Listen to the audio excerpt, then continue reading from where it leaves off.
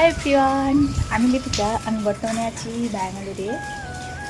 তো এখন আমি ডিউটি থেকে এসে খাচ্ছি বিশেষ করে, আর ঠান্ডা ঠান্ডা ওয়েদারে, কারণ রুমের ভিতরে খুব গরম, তাই বাইরে বেরিয়ে একটু হাওয়ার মধ্যে করে খাচ্ছি।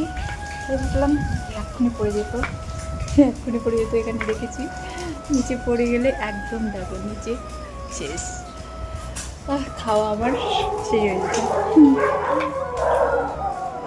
তো আমার তো প্রতিদিন ডিউটি করে সময়গুলো কাটছে, বোরিং জিন্দেগি, বোরিং লাইফ।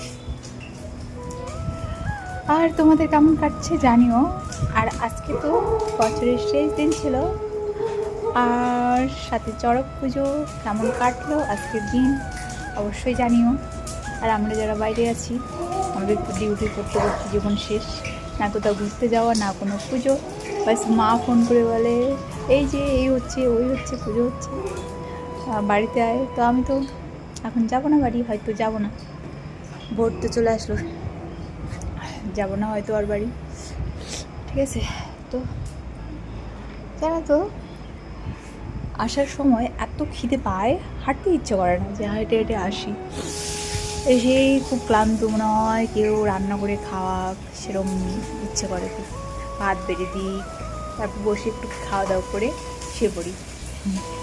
সেরকম তো হবে না। হ্যাঁ,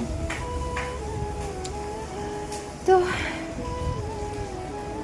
আর ভালো লাগছে না, বাইরে থাকা মানে কষ্ট, সেটা করতেই হবে।